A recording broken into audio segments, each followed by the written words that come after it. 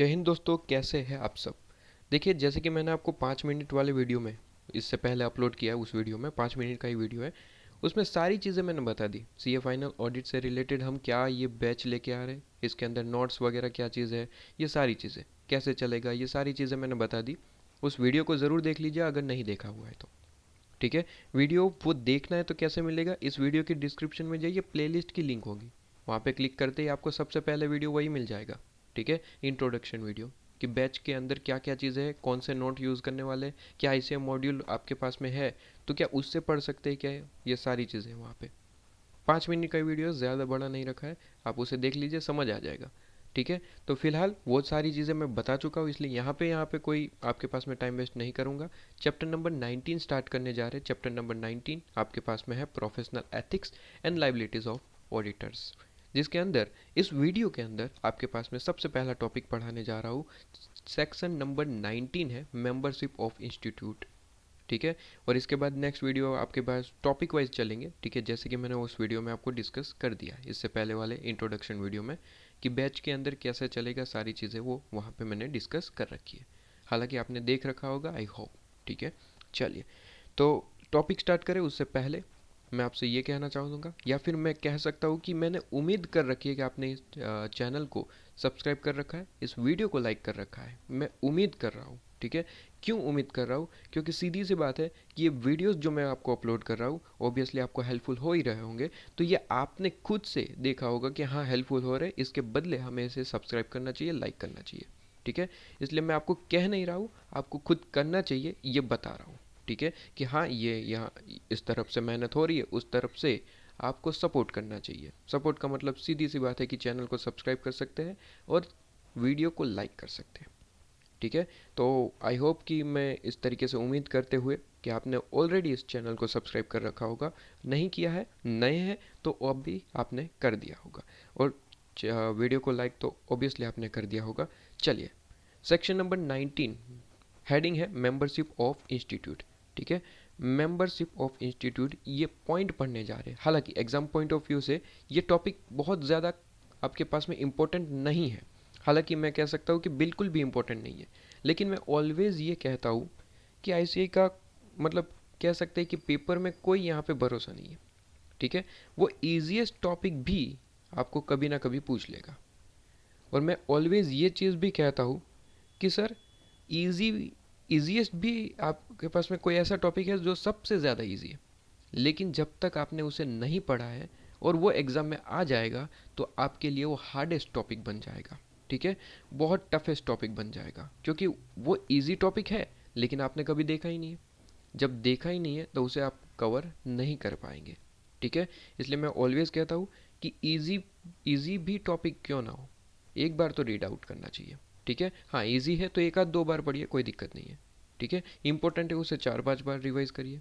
Right, चलिए, membership of institute section number 19 यहाँ पे कहता है, क्या चीज़ कहता है कि on the acceptance of application by council the applicants जो नेम होता है shall be enter in the register and certificate of membership. कहते हैं कि सर जैसे ही आप मेंबर बनने के लिए लायक हो जाते हैं, ठीक है, मेंबर मतलब chartered accountant, member of council आपके पास में आईसीआई इंस्टीट्यूट। ठीक है, तो कहते हैं कि जैसे ही आप मेंबर बनने के लिए आपके पास में क्या हो जाते हैं सर, लायक हो जाते हैं। तो कहते हैं सेक्शन नंबर 19 आपके पास में आता है। सेक्शन नंबर 19 क्या है सर, कहते हैं कि एक तरीके का रजिस्टर होता है इंस्टीट्यूट के पास, जिसमें आपकी कुछ डिटेल रिकॉर्ड की जाती है। ठीक है, तो उस डिटेल के बारे में यहाँ पे सेक्शन नंबर 19 डिस्कस करता है कि सेक्शन नंबर 19 कहता है कि उस डिटेल में क्या क्या चीज़ें होती है, उस रजिस्टर में क्या क्या डिटेल एज अ मेंबर हमारी क्या क्या चीज़ें उसके अंदर एडिट होती है। तो सिंपल है, कहते हैं कि section number 19 of chartered accountant act 1949, ठीक है, कहता है कि प्रोवाइड करता है particulars to be included in register, जो रजिस्टर मेंटेन होता है इंस्टीट्यूट के द्वारा।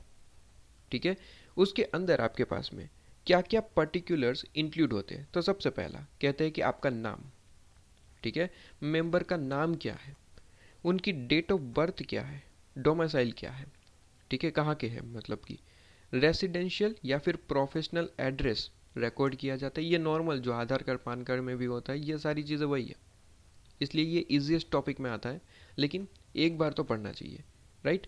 इसके बाद कहते हैं कि डेट ऑफ एंट्री क्या है, नेम इन रजिस्टर, मतलब कि आप जैसे ही मेंबर बने, ठीक है, मतलब कि सीए फाइनल की जैसे ही आपने सारी की सारी चीज़ें जो रिक्वायर्ड चीज़ें, एग्ज़ाम क्लियर कर दिया या फिर वो आईटीओसी होता है ट्रेनिंग वगैरह क्लियर कर दिया, मतलब बिल्कुल आप क्लियर हो चुके हैं और आप जो है मेंबर बनने के लिए रेडी है, तो जैसे ही आप उसकी एप्लीकेशन करेंगे, ठीक है, आईसीआई को, तो वो डेट कौन सी है, वो डेट भी रिकॉर्ड की जाती है कि उस डेट को आपका नाम एंटर किया गया रजिस्टर के अंदर, ठीक है। तो नाम, date of birth, domicile, residential या फिर प्रोफेशनल एड्रेस तो है ही है, प्लस डेट भी है जिस डेट को आपका नाम रिकॉर्ड किया गया, प्लस कोई क्वालिफिकेशन भी आपने रखी है तो वो भी आपकी रिकॉर्ड की जाती है कि हाँ हाँ ये क्वालिफिकेशन भी आपके पास में है, इस मेंबर के पास इतनी क्वालिफिकेशन है, वगैरह वगैरह चीज़ें।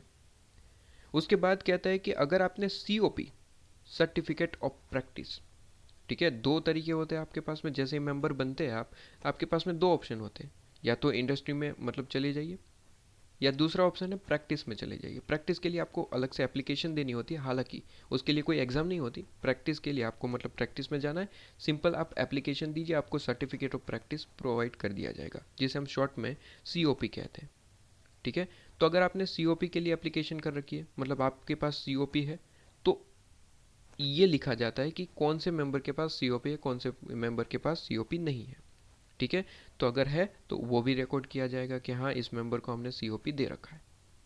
और अदर आपके पास में इंफॉर्मेशन एज में भी प्रिस्क्राइब, कि अदर अगर आगे चल के कोई भी इंस्टीट्यूट ने एक्स्ट्रा यहाँ पे इंफॉर्मेशन ऐड करने के लिए बोला है तो वो भी ऐड किया जाएगा। फिलहाल यहाँ पे चार चीज़ें ही है, ठीक है, नेम, डेट वगैरह, दूसरा डेट ऑफ एंट्री, तीसरा क्वालिफिकेशंस, चौथा अगर सीओपी आप होल्ड करते हैं तो वो चीज़ यहाँ पे लिखी जाएगी, ठीक है। और पांचवा तो बस ऐसे ही बता दिया कि एक्स्ट्रा कोई हमें चीज़ ऐड करनी है तो हम करेंगे, इसलिए पांचवा पॉइंट बना दिया एज में भी प्रिस्क्राइब अदर इन्फॉर्मेशन, ठीक है। तो सेक्शन नंबर 19 ईजीएस्ट है आपके पास में, मैं कह सकता हूँ कि इम्पोर्टेंट नहीं है बिल्कुल भी, लेकिन एग्जाम में आ सकता है, कोई यहाँ पे आपके पास में रिस्ट्रिक्शन नहीं होती इस पर, ठीक है, एक बार के लिए पढ़ लेना चाहिए। तो सेक्शन नंबर 19 कंप्लीट होता है, इसके बाद नेक्स्ट टॉपिक आपके पास में सेक्शन नंबर 8 आएगा आई थिंक, हाँ सेक्शन नंबर 8 जो इम्पोर्टेंट है, कुछ शुरुआती यहाँ पे पॉइंट्स हैं जिसके अंदर ये आपके पास में सेक्शन नंबर 8 इम्पोर्टेंट हो सकता है, पढ़ेंगे, ठीक है। तो नेक्स्ट वीडियो आपके पास में सेक्शन नंबर 8 पे है।